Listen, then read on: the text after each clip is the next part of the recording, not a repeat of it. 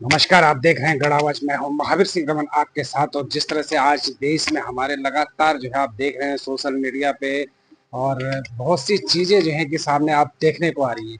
इन्हीं कुछ बातों पे चर्चा करने के लिए आज हमारे साथ हैं भूतपूर्व संघर्ष समिति सैनिक संघर्ष समिति के अध्यक्ष व एक्स सर्विसमैन हमारे बड़े भाई महेंद्र पाल सिंह रावत जी। महेंद्र पाल सिंह रावत जी अपने आप में एक कोटद्वार में एक ऐसी शख्सियत हैं जिन्होंने कि जो वो विधानसभा चुनाव हो, नगर निगम का चुनाव हो, वो भी उन्होंने लड़ा है। एक फौज में देश की सेवा करने के बाद वो समाज में जो है कि समाज और जन कल्याण के लिए भी जो है राजनीति की में आने का उनका लगातार प्रयास है कि ताकि जो है कि जो चीजें हमारे कोटद्वार में आज से पहले नहीं हुई, चाहे वो कांग्रेस की सरकार रही हो या आज वर्तमान में भाजपा की सरकार है, कई चीजें तो एक पीड़ा उनके अंदर है और कहीं ना कहीं एक बेबाक वक्ता के रूप में जो है कि वो प्रखरता के साथ जो है कि अपनी बात रखने में प्रसिद्ध हैं। तो आज हम उनसे बात करते हैं, चर्चा करते हैं। तो रावत जी, सर्वप्रथम तो आपका गढ़ आवाज में स्वागत है। जय हिंद। अन्ना हजारे ने जो लोकपाल आंदोलन किया था तो 11वें 13वें दिन में कांग्रेस सरकार झुक गई थी। प्रधानमंत्री मनमोहन सिंह आए थे और उन्होंने जो है कि उनका धरना जो है तोड़वाया था जलपान करा करके। आज क्या ऐसा हो गया है कि जो एक इतने महान हस्ती जो कि देश विदेश में फेमस है, हमारे जो वांगचुक साहब हैं, वो बिल्कुल रहे, उनकी स्थिति खराब है लेकिन सरकार झुकने का नाम नहीं ले। जय हिंद। जैसे आप देख रहे हैं कि वर्तमान परिप्रेक्ष्य में कहीं न कहीं एक हमारे बीच एक सोच पनपी है कि मेरा क्या और मेरे लिए क्या। वर्तमान परिप्रेक्ष्य में अगर मैं इस चीज को देखता हूं कि जिस प्रकार आज राष्ट्रीय क्षितिज पर इन विषयों को जो कि विपक्ष की विचारधाराएं हैं उनको गौण मानते हुए उन पर विचार विमर्श न करना, उनकी बातों को न सुनना, कहीं न कहीं ये संवैधानिक अवहेलना है और संविधान के एक लोकतंत्र की ये अच्छी एक परिपाटी को परिभाषित नहीं करती है।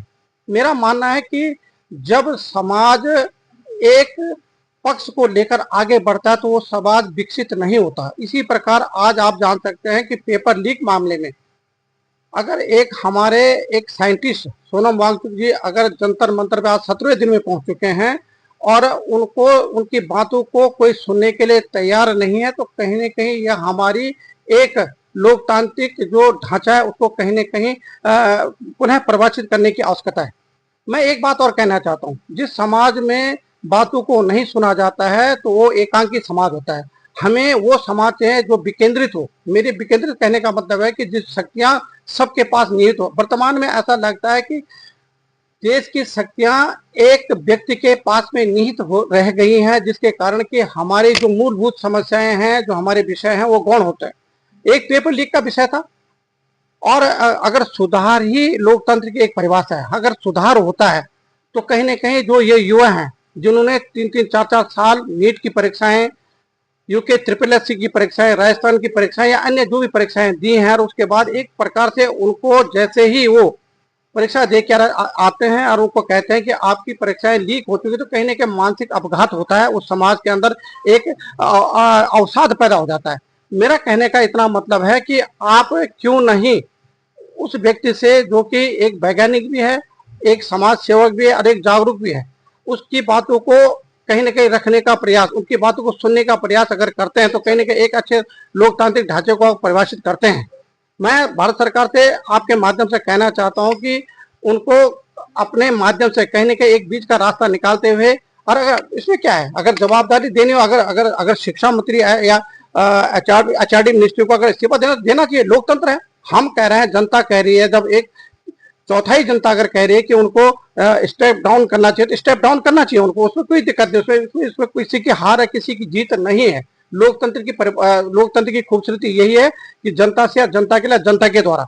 तो जब जनता के द्वारा है तो क्यों नहीं आप उनका इस्तीफा लेते हैं, क्यों नहीं आप एक जांच बिठाते हैं या राष्ट्रीय परीक्षा एजेंसियों के माध्यम से कहीं नहीं इस बात को आगे बढ़ाने का काम करते हैं, जिसके माध्यम से हम एक शुद्ध, एक विशुद्ध जो एक परीक्षा ढांचा को एक डेवलप करने का हम काम करते हैं। तो कहीं ना कहीं ये एक सकारात्मक एक संदेश हमारे युवाओं के बीच में जाएगा। मैं युवाओं से कहना चाहता हूं कि अपनी आवाजों को दबाइए नहीं, राजनीतिक झंडाबाजार मत बनिए, आप स्वयं के झंडाबाजार बनिए, जिसके माध्यम से इस समाज को हम आगे ले जाने का काम करेंगे। और मैं इतना कहना चाहता हूँ, एक पूर्व सैनिक होने के नाते कि बड़ी विडंबना है ये आज लोग धड़ों में बटे। हमें समाज के लिए, देश के लिए अगर कुछ करना है तो मेरा और तेरे की बात को छोड़ते हुए हम सब की बातों को लेकर आगे बढ़ना चाहिए।